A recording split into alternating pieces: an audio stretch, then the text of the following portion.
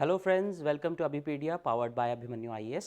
My name is Manish और इस video में हम 4th वीक ऑफ फरवरी 2021 के हिमाचल प्रदेश के करंट अफेयर्स डिस्कस करने वाले हैं। अगर आपने अभी तक चैनल को सब्सक्राइब नहीं किया है, please subscribe the channel and press the bell icon ताकि इन वीडियोज़ के नोटिफिकेशंस आपको मिलते रहें। सो लेट अस सी इस हफ्ते में हिमाचल में क्या इंपॉर्टेंट डेवलपमेंट्स हुई हैं। Number 1, Himachal Pradesh excels among hilly areas in execution of PM Kisan scheme. जो पीएम किसान स्कीम है यानी कि प्रधानमंत्री किसान सम्मान निधि योजना। किसान सम्मान निधि का मतलब है कि किसानों को जो एक तरह से, वैसे तो बहुत तरह की सब्सिडीज़ हैं जो गवर्नमेंट देती है, बट एक तरह से एक डायरेक्ट फाइनेंशियल इंसेंटिव देने की ये स्कीम है, किसान सम्मान निधि। निधि का मतलब होता है फंड और सम्मान का मतलब होता है रिस्पेक्ट, मतलब फार्मर्स रिस्पेक्ट फंड और farmers welfare fund you can call it. तो इसमें 6,000 रुपये हर साल जो है देश के 14 करोड़ किसानों को दिए जाते हैं। सो 6,000 रुपीज़ एनुअली जो है 14 करोड़ फार्मर्स को दिए जाते हैं। That translates to approximately around 14 crore into 6,000, राइट। तो इतने जो पैसे हैं वो सेंट्रल गवर्नमेंट इस स्कीम में हर साल दे रही है, विच इज़ रफली I think 84,000 crore rupees approximately. So तो न्यूज़ ये है कि हिमाचल प्रदेश ने हिली एरियाज़ में पीएम किसान स्कीम को इम्प्लीमेंट करने में टॉप प्लेस हासिल की है। मतलब स्टेट वाइज अगर हम इसकी रैंकिंग करें कि कौन सी स्टेट ने इस स्कीम को कितना अच्छे से इम्प्लीमेंट किया है, तो उसमें हिमाचल प्रदेश जो है it has topped among hilly and north eastern states. तो ये एक तरह से गवर्नेंस के ऊपर न्यूज़ है आपकी। गवर्नेंस का मतलब government at your door step, कि गवर्नमेंट और लोगों के बीच में जो इंटरफेस है वो कैसा है। तो गवर्नेंस का ही एक अच्छा होना ये बताता है कि स्कीम अच्छे से इंप्लीमेंट हो रही है। कौन कौन से क्राइटेरिया हैं? फिजिकल वेरिफिकेशन और दूसरा ग्रीवेंस रिड्रेसल। इन दोनों में स्टेट ने काफ़ी अच्छा परफॉर्म किया है। 75% and 56% achievement respectively among north east and हिली स्टेट्स। इसके अलावा इसके क्या क्या पैरामीटर्स रहते हैं जिससे पता चलता है, बिकॉज बेसिकली जो सेंट्रल गवर्नमेंट ये पैसे देती है वो डायरेक्टली फार्मर्स के बैंक अकाउंट्स में जाते हैं, जो कि उनके आधार कार्ड से लिंक्ड होता है। तो इसमें क्या क्या चाहिए? Correction of date, redressal of farmers grievances, timely physical verification. ये कुछ क्राइटेरिया हैं जो हर स्टेट को फुलफिल करने होते हैं, and Himachal has done well among the hilly states. 3 district ऐसे हैं हिमाचल प्रदेश के जिन्होंने अलग अलग क्राइटेरिया में बहुत अच्छा परफॉर्म किया है। तो जब भी किसी स्कीम को हम जो है वो मॉनिटर करते हैं, उसका अप्रेजल करते हैं, तो हम नेशनल लेवल पे हर स्टेट की परफॉर्मेंस भी देखते हैं और हर स्टेट में फिर फर्दर डिस्ट्रिक्ट वाइज परफॉर्मेंस देखी जाती है कि किस क्राइटेरिया पे कौन सा डिस्ट्रिक्ट अच्छा परफॉर्म किया है, सो दैट आने वाले टाइम में उसको कैसे इंप्रूव किया जा सके या कैसे उसको रेप्लिकेट किया जा सके। तो 3 डिस्ट्रिक्ट हैं हिमाचल प्रदेश के जिन्होंने अलग अलग कैटेगरीज में बहुत अच्छा परफॉर्म किया है। जैसे कि लाहौल स्पीति की अगर बात करें तो इन्होंने आधार ऑथेंटिकेशन में and number of farmers paid, in 2 criteria में अच्छा परफॉर्म किया है, बहुत अच्छा परफॉर्म किया है। सेकंड जो कांगड़ा डिस्ट्रिक्ट है, इसने फिजिकल वेरिफिकेशन में बहुत अच्छा परफॉर्म किया है। थर्ड जो सिरमौर है, सिरमौर ने सेकंड प्लेस आई है ग्रीवेंस रिड्रेसल ऑफ फार्मर्स में। और नैनीताल जो है उत्तराखंड का, इसको टॉप जगह मिली है अमंग द हिली स्टेट्स। तो यानी कि सिरमौर, कांगड़ा, लाहौल स्पीति, तीनों ने बहुत अच्छा परफॉर्म किया है पीएम किसान के इम्प्लीमेंटेशन में। So under this it is a centrally sponsored scheme, CSS है ये, और इसमें 6,000 रुपये हर साल दिए जाते हैं फार्मर्स को to meet expenditure related to agriculture and allied activities. तो ये स्कीम इसलिए शुरू की गई थी क्योंकि बहुत सी इंटरवेंशंस करने के बावजूद भी कोई ना कोई गैप रह जाता था, जिसकी वजह से इतने सारे फार्मर सुसाइड्स हो रहे हैं, बहुत कुछ हो रहा है। इस वजह से गवर्नमेंट ने डायरेक्टली उनको पैसे देने की सोची and this scheme was started. तो हिमाचल में इसके लिए क्या किया गया जिसकी बहुत तारीफ हो रही है? They created a help desk और grievance redressal module. Grievance redressal मतलब किसानों की जो शिकायतें हैं उनको दूर करने के लिए एक मॉड्यूल इन्होंने क्रिएट किया in the schemes portal, where farmers could register their complaints pertaining to the scheme. जिन किसानों को उनका बेनिफिट नहीं मिल रहा है या कम मिल रहा है या देर से मिल रहा है, वो अपनी सारी कंप्लेंट्स यहाँ पर दर्ज कर सकते हैं। तो काफ़ी सारी कंप्लेंट्स रजिस्टर हो भी चुकी हैं और काफ़ी सारी उसमें से रिजॉल्व भी हो चुकी हैं। तो ये एक अच्छा जो है गवर्नेंस के पॉइंट ऑफ व्यू से इट्स अ गुड थिंग कि ग्रीवेंस को सॉल्व करने के लिए एक मैकेनिज्म ऑनलाइन पोर्टल पे ही है, वहीं पे आप अपनी प्रॉब्लम्स को दर्ज कीजिए और वहीं पे उसका निपटारा हो जाएगा। So from governance point of view it's a good you can से न्यूज़। और हिमाचल में गवर्नेंस की जब भी बात हो, आप स्कीम के एग्जांपल दे सकते हो that recently this scheme has been implemented and Himachal has emerged as the top scheme, top state among hilly and north eastern states in implementation of PM Kisan scheme. उसमें क्या क्या क्राइटेरिया रहे, कौन कौन से डिस्ट्रिक्ट्स ने अच्छा परफॉर्म किया, you can always recount that. Second, थोड़ी सी नेगेटिव न्यूज़ है, 81% फॉल इन टूरिस्ट अराइवल्स इन 2020। तो हिमाचल प्रदेश में 2020 में 2019 के मुकाबले 81% टूरिस्ट इनफॉल कम हुआ है।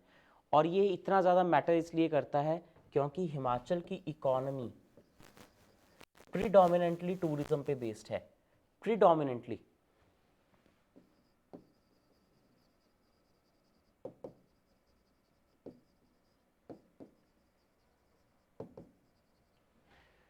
काफ़ी हद तक ये इकोनॉमी जो है टूरिज्म पे बेस्ड है। हर साल एक से मतलब बहुत करोड़ों की संख्या में यहाँ पर लोग आते हैं। So let us just see the figures. पहले हम देखते हैं एग्जैक्टली कितना फॉल है। 81.4% का फॉल है एज कम्पेयर टू 2019। यानी कि अगर 2019 में 1 करोड़ टूरिस्ट आए थे हिमाचल में, तो 2020 में सिर्फ 19 लाख टूरिस्ट आए हैं। 81% उसमें डिक्रीज हुआ है। देखिए 2019 में 1 करोड़ 68 लाख टूरिस्ट थे डोमेस्टिक और 3,82,000 थे फॉरेन टूरिस्ट। यानी कि एक तरह से 1.25 करोड़ टूरिस्ट आए थे हिमाचल में 2019 में। लेकिन 2020 में वो कम होकर कितने रह गए, जस्ट 32 लैक्स। 1.25 करोड़ से कम होकर सिर्फ 32 लाख टूरिस्ट रह गए। तो every tourist that goes to the state contributes to the state economy, state की जीडीपी में। वहाँ की होटल इंडस्ट्री, वहाँ की रेस्टोरेंट इंडस्ट्री और भी बहुत सारी local handicrafts, transportation business, energy consumption, water, everything, it depends a lot on all these people. क्योंकि जितनी हिमाचल की टोटल पॉपुलेशन है उससे ज़्यादा तो यहाँ पर टूरिस्ट आ जाते हैं हर साल। So it contributes a lot to the state economy. लेकिन इस साल ये नंबर 80% कम हो गया है। So it is bound to have a very very adverse impact on Himachal economy. Peak tourist season जो होता है हिमाचल में, that is from April to June. और यही वो 3 महीने थे जब लॉकडाउन जो कोरोना की वजह से लगा उसका इम्पैक्ट सबसे ज़्यादा था 2020 में। So starting from end of March almost you can say till August सितंबर तक बहुत सारी रिस्ट्रिक्शंस थी। लेकिन सबसे ज़्यादा इन 3 महीनों में थी, अप्रैल, मई एंड जून, जिनमें ऑलमोस्ट पूरी तरह से सब कुछ बंद था। तो ऐसे में tourism industry was brought to zero, in fact exactly zero पे आ गई थी। The tourist arrival was minimal at the peak tourist season from April to June। तो इस वजह से ओवरऑल इम्पैक्ट जो है इसका बहुत ही ख़राब पड़ा। Then the impact of the lockdown can be gauged from the fact, इसमें थोड़ी सी फिगर्स दी हुई हैं जिन्हें आप अपने पेरिजल के लिए देख सकते हैं। बहुत ज़्यादा इंपॉर्टेंट नहीं है फिगर्स, लेकिन आपको बस ये याद रखना है कि 4/5 से जो टूरिज्म इंडस्ट्री है वो नीचे आई है। 4/5 यानी कि 80% से वो नीचे आई है। टूरिज्म की हम जनरली बात नहीं करते, अगर हम किसी और स्टेट की बात करें तो हम टूरिज्म को बहुत बड़ा फैक्टर नहीं मानते। लेकिन हिमाचल के लिए बहुत बड़ा फैक्टर है क्योंकि वो प्रिडोमिनेंटली टूरिज्म पे बेस्ड इकोनॉमी है। Okay, in general it is not a very big thing but for Himachal it is a big thing. इसमें एक जो रिलीफ था वो था अटल टनल जब खुली है, अटल रोहतांग टनल जब खुली है, तो उसकी वजह से अचानक से 3-4 लाख टूरिस्ट का अराइवल हुआ 1-1.5 महीने के अंदर अंदर, जिससे थोड़ा सा उस एरिया में, कुल्लू वाले एरिया में, मनाली वाले एरिया में और लाहौल स्पीति वाले एरिया में थोड़ी सी जो इकोनॉमिक एक्टिविटी है वो बूस्टअप हुई। लेकिन उससे पहले तक ऐसा कुछ भी नहीं था। Tourism and allied industry has suffered a loss of approximately 2500 crore rupees. 2500 crore का नुकसान हुआ है हिमाचल में टूरिज्म इंडस्ट्री को। टूरिज्म डिपार्टमेंट ने ये सारा डेटा दिया है। 2009 पहला ऐसा साल था जब 1 करोड़ टूरिस्ट क्रॉस हुए थे हिमाचल में। उसके बाद से बढ़ते ही जा रहे थे, 2017-18 तक ये बढ़ते ही रहे। मैक्सिमम पीक ये हिट किए 2017 में 1 करोड़ 96 लाख टूरिस्ट। अभी तक 2 करोड़ क्रॉस नहीं हुए हैं, बट 2020 में तो बहुत ही बुरा झटका लगा इसे। और इसका जो आफ्टर इफेक्ट है that also will be felt in 2021 as well, क्योंकि बहुत जल्दी अब जो लोग हैं, जो बहुत हेल्थ कॉन्शियस लोग हैं या और भी बहुत सारे रीजन है, because still the problem is not 100% eliminated. अभी मे बी इस साल के मिड तक या एंड तक, जब तक वैक्सीनेशन ड्राइव कंप्लीट हो जाएगी, only then it can be said to be totally eliminated.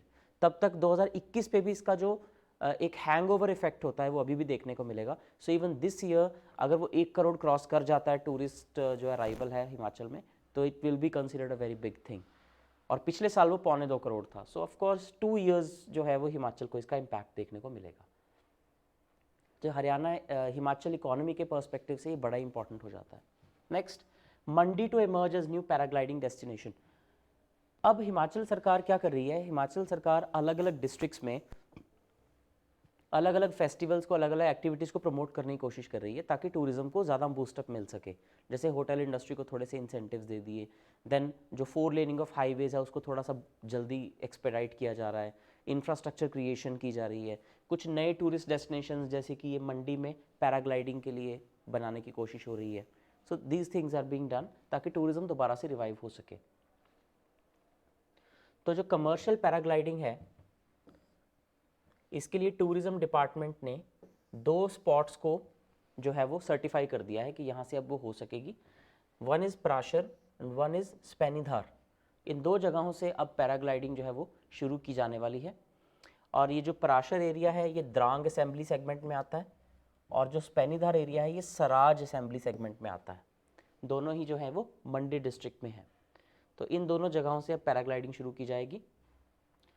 तो basically adventure tourism, sports activities, इन सबको शुरू करने की कोशिश है। अभी तक ये ज़्यादातर बीड बिलिंग वाले एरिया में ही होती थी, बट नाउ पैराग्लाइडिंग का यहाँ से भी इसको शुरू किया जा रहा है।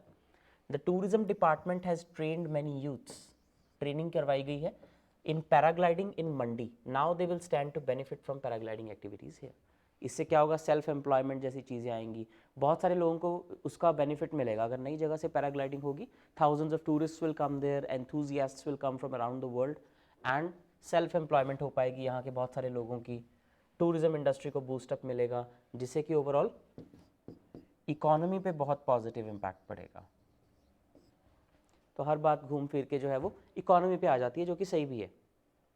इकोनॉमी, कल्चर, टूरिज्म सब कुछ इससे जो है वो प्रमोट होगा।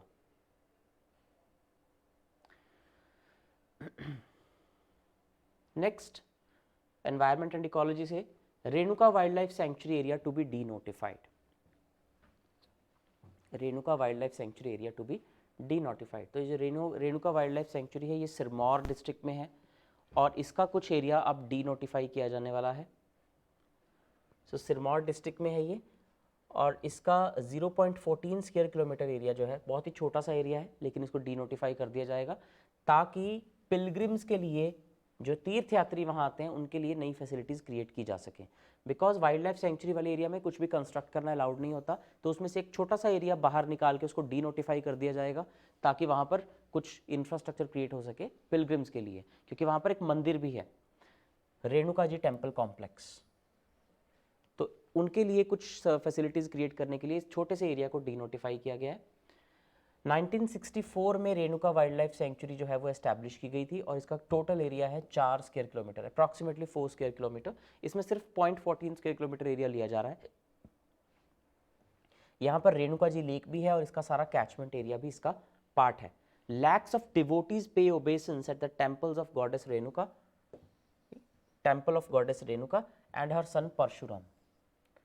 हर साल यहाँ पर लाखों लोग आते हैं रेणुका और परशुराम जी के दर्शन करने के लिए। यहाँ पर मंदिर है, तो उनके लिए बहुत ही ज़्यादा कंजेशन थी, कोई इंफ्रास्ट्रक्चर अवेलेबल नहीं था, इसलिए थोड़ा सा एरिया यहाँ से लेके इसे डी नोटिफाई किया गया है।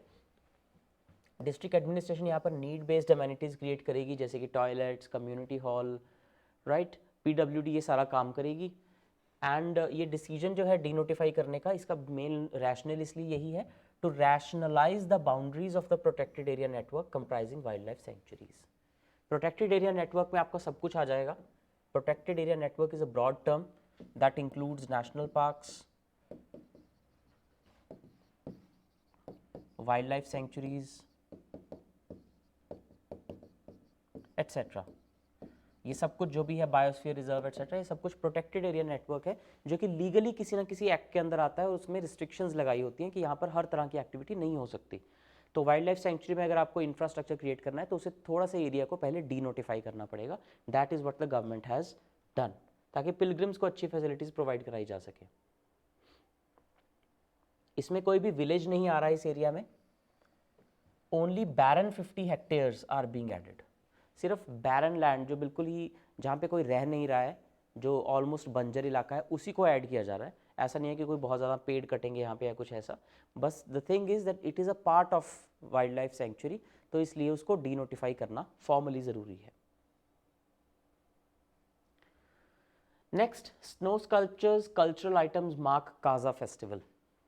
तो काजा फेस्टिवल मनाया गया है रिसेंटली, कहाँ पर मनाया गया है? स्पीति वैली में of Lahaul and Spiti district, यहाँ पर काजा फेस्टिवल मनाया गया है। Technical education minister Ramlal Markanda इन्होंने इनॉग्रेट किया। इंपॉर्टेंट है, स्टेट के सारे मिनिस्टर्स के नाम जब भी आते हैं आपको पता होने चाहिए। So state technical education minister Ramlal Markanda has inaugurated this festival. और जैसा कि नाम से पता लग रहा है, स्नो का ये फेस्टिवल है, स्नो स्कल्पचर्स यहाँ पर बनाए गए, इसका मतलब तो बर्फ़ के जो स्कल्पचर्स है बनाए जाते हैं, and it is very famous among foreign tourists. हालांकि इस साल इनका अराइवल बहुत कम है, लेकिन फॉरेन टूरिस्ट में ये बहुत फेमस रहता है। Spiti valley, Nubra valley, this are very very famous among foreign tourists. उसके बाद जो रीजन के यूथ हैं उन्हें ट्रेन किया जाएगा ताकि वो एम्प्लॉयमेंट जनरेट कर सकें, टूरिज़्म का फ़ायदा ले सकें। अब जबकि अटल टनल खुल गई है, जिसकी वजह से ऑलमोस्ट राउंड द ईयर जो है वो कनेक्टिविटी इस रीजन को मिलेगी, पहले ऐसा नहीं होता था। So this is for the first time that it is happening. उसके बाद काजा फेस्टिवल जो है, इसमें लोगों को अपनी अपॉर्चुनिटी मिलेगी अपनी स्किल्स शोकेस करने की। यहाँ पर बहुत सारे लोकल हैंडीक्राफ्ट्स वाले जो क्राफ्ट्समैन हैं वो रहते हैं, जिनका बहुत ही यूनिक तरह का आर्ट है। They create small you can से स्कल्पचर्स, दे क्रिएट शॉल्स, तो अलग अलग तरह का यहाँ पर हैंडीक्राफ्ट्स अवेलेबल हैं, तो उनको वो शोकेस करने का मौका मिलता है जब ऐसा कोई फेस्टिवल जो है वो होता है। So it boosts adventure, cultural and religious tourism in the valley. ये सब कुछ इससे जो है वो प्रमोट होता है। काजा उत्सव जो है basically it is held to appease Kartikeya the son of lord Shiva and prayers are offered to local deities. तो हिमाचल को देवभूमि कहा जाता है। यहाँ पर ऑलमोस्ट हर गांव में हर कुछ किलोमीटर पे एक देवी या देवता की पूजा की जाती है। तो यहाँ पर लोकल डीटीज की पूजा की जाती है, और इसके अलावा कार्तिकेय की पूजा की जाती है जो कि लॉर्ड शिवा के सन माने जाते हैं। ट्रेडिशनल इंस्ट्रूमेंट्स पे लोग ट्रेडिशनल डांसेस करते हैं और आग जलाते हैं इस उत्सव के दौरान। थोड़ा सा आपको ब्रीफ में पता होना चाहिए काजा फेस्टिवल किस डिस्ट्रिक्ट में मनाया जाता है, इसमें किसकी पूजा की जाती है, राइट। और इकोनॉमी पॉइंट ऑफ व्यू से किसको गवर्नमेंट अब इतना प्रमोट क्यों कर रही है, और अटल टनल बनने से ऑल राउंड कनेक्टिविटी से इस फेस्टिवल को क्या फ़ायदा होगा। जितने भी देखिए स्नो वाले फेस्टिवल्स हैं, हमने पिछले भी कुछ वीडियोज़ में डिस्कस किया, मोस्टली जो लाहौल स्पीति में मनाए जा रहे हैं स्टार्टिंग फ्रॉम जनवरी टिल फरवरी, वो सभी इसी वक्त इसीलिए मनाए जाते हैं क्योंकि इस वक्त वहाँ पे बर्फ़ पड़ी होती है। एंड ट्रेडिशनली वहाँ के लोग जो है कुछ और नहीं कर पाते इस दौरान। ज़्यादातर लोग तो कुल्लू की तरफ आ जाते हैं क्लाइमेट माइग्रेशन की वजह से, 2-3-4 महीने वहाँ पर रास्ता बंद रहता था। लेकिन इस साल ऐसा नहीं हुआ, बड़े लेवल पर नहीं हुआ, छोटे लेवल पर तो ऑफकोर्स हुआ, क्योंकि अटल टनल बनने की वजह से अब ऑल द ईयर कनेक्टिविटी है। कुछ 20 से 25 दिनों के लिए टनल जो है वो बंद रही स्नो की वजह से, उसके अलावा वो खुली रही। अदरवाइज 2 से 3 महीने कम से कम ये जो एरिया था वो बंद रहता था। तो अब अगर स्नो फेस्टिवल जो जनवरी फरवरी में मनाए जाते हैं, अभी तक तो वो सिर्फ वहाँ के लोग ही मनाते थे, लेकिन अगर टनल बनने की वजह से सारा साल वहाँ पर आया जा सकता है, तो फिर इस फेस्टिवल को टूरिज्म को अट्रैक्ट करने के लिए भी यूज़ किया जा सकता है। This is a new strategy of the government. Next, gender ratio improves in Shimla district. तो ये बड़ा अच्छा आपके लिए सोशो इकोनॉमिक इंडिकेटर्स में एक बड़ी अच्छी चीज़ है कि शिमला डिस्ट्रिक्ट में जेंडर रेशो या जो सेक्स रेशो है वो इम्प्रूव हुई है। कितनी दर्ज की गई है? 999.72, which is a almost ideal figure. Ideal figure हो जाएगी 1000 फीमेल्स फॉर एवरी 1000 मेल्स। तो ये क्या होता है gender ratio? Number of females every 1000 males. तो जो शिमला डिस्ट्रिक्ट है उसमें 999.72 ये दर्ज की गई है, which is a almost ideal figure. और यहाँ पर बेटी बचाओ बेटी पढ़ाओ कैंपेन जो है वो अच्छे से इम्प्लीमेंट किया गया है। It's a central government initiative, शुरू हरियाणा से किया गया था, वहाँ पे बहुत अच्छा इंप्लीमेंट हो रहा है, तो हिमाचल में भी अच्छा इंप्लीमेंट हो रहा है। सो अंडर दिस कैंपेन इसको क्रेडिट दिया जा रहा है कि इसकी वजह से सेक्स रेशो इंप्रूव हुई है। और इसे कैरी आउट करने वाला कौन है? Women and child development department of the state. इसमें अवेयरनेस क्रिएट की जाती है गर्ल चाइल्ड के बारे में, ताकि किसी भी तरह का जो जेंडर बेस्ड डिस्क्रिमिनेशन है उसको ख़त्म किया जा सके। और स्टेट ने एक अपना कंपोनेंट बनाया हुआ है Ananya. Ananya is a state based component under Beti Bachao Beti Padhao. under which girls are encouraged and several other events are organized to honor them. अब गर्ल्स को क्या करने के लिए इनकरेज किया जाता है? बेसिकली एक तो उन्हें पढ़ने लिखने के लिए इनकरेज किया जाता है, उनको थोड़ी डाइवर्स एक्टिविटीज़ करने के लिए जो है वो इनकरेज किया जाता है, जैसे कि एजुकेशन तो है ही, स्पोर्ट्स, अदर एक्टिविटीज़ जैसे को करिकुलर एक्टिविटीज़, आर्टिस्ट्री हो गई, then various other fields like armed forces, बहुत ही अलग अलग फील्ड्स में जिनमें बहुत अच्छा नाम बनाया जा सकता है। जैसे एजुकेशन से ही आ जाएगा your doctors, advocates, chartered accountants, MBA professionals etcetera, और स्पोर्ट्स में आ जाएगा, देन सिविल सर्विसेज आ जाती हैं, अदर एक्टिविटीज़ में आ जाता है बहुत कुछ। तो उनको जो करियर पाथ है वो डाइवर्सिफाई करने की कोशिश की जा रही है ताकि they become independent financially as well as in every other sense, so that they do not become a burden for their family or for the society. तो ये उनको एम्पावर करने की एक जो टेक्निक है, दिस इज स्टेट स्पेसिफिक, इसे कहते हैं अनन्या, जो कि स्टेट ने लॉन्च किया हुआ है। तो लोगों को अवेयर करने के लिए डोमेस्टिक वायलेंस पे, जेंडर सेंसिटाइजेशन पे, साइबर क्राइम पे, इन सब चीज़ों पे लेक्चर्स, अवेयरनेस कैंपेन्स, और इसके अलावा PCPNDT या फिर प्री नेटल सेक्स डिटर्मिनेशन के लिए, protection of children from sexual offences act के लिए, इन सभी के लिए अवेयरनेस जो है वो क्रिएट करने का काम इस दौरान होता है। So POCSO is protection of children from sexual offences act, और एक होता है PCPNDT act, pre conception and pre natal diagnostic techniques prevention act, pre conception and pre natal diagnostic techniques prevention और प्रोहिबिशन एक्ट। इसका मतलब होता है कि जो सेक्स बेस्ड डिटर्मिनेशन होती है, जो फीटस में से फीटस का सेक्स डिटर्मिन कर लिया जाता है और उसके बेस पे जो भ्रूण हत्या की जाती है, फीमेल फीटिसाइड किया जाता है, उसे रोकने के लिए ये एक्ट है। तो ये सब चीज़ों को अच्छे से इम्प्लीमेंट किया जा रहा है और इस पे लोगों को सेंसिटाइज किया जा रहा है ताकि ये रेशो इम्प्रूव हो, and all this is being done under Beti Bachao Beti Padhao and under the Ananya scheme of the state government. इसकी वजह से एट्रीब्यूट किया जा रहा है कि ये जो चेंज आया है, positive change in sex ratio, this has been observe. तो एक अच्छी न्यूज़ हो जाती है।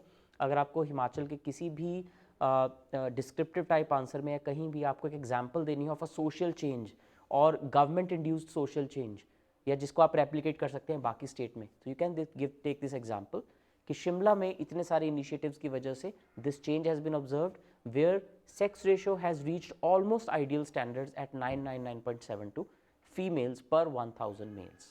So this model can be replicated in other districts as well, so that the overall sex ratio of the state improves. So this is all that we had to discuss in this video today. If you like the video, please like, subscribe and share it with your friends. Thank you and have a nice day.